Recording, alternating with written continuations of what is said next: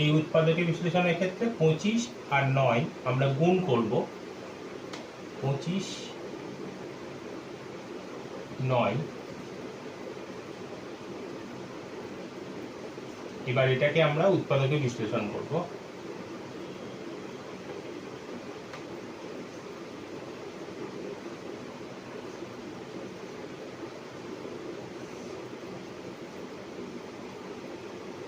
তাহলে এখানে 3 5 15, আবার 3 5 15, দুটো 15 যোগ করলে 15 যোগ 15 সমান 30। তাহলে এবার লিখি 25x² প্লাস 15 যোগ 15 into x plus 9। 25x² plus 15x plus 15x plus 9। এখানে প্রথম দুটোর থেকে কমন যাবে কত? 5x। তাহলে এখানে পড়ে থাকবে 5x প্লাস 3। পরের দুটোর থেকে কমন যাবে 3।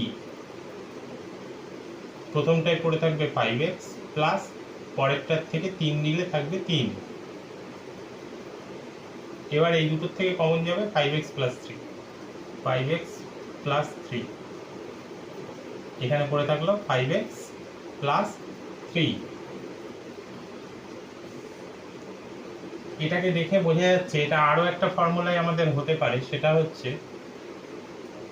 25x² মানে 5x এর whole square plus 2 into 5x into, তাহলে 5 দুগুণে 10, আর এখানে আছে 30, তার মানে 3 প্লাস 9 আছে মানে 3 square, a square plus 2ab plus b square.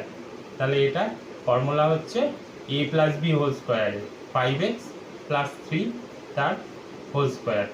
5x plus 3 whole square মানেই 5x plus 3 into 5x plus 3, যেটা এটা আর প্রথমটা দুটোই সমান, দুইভাবেই আমরা করতে পারি।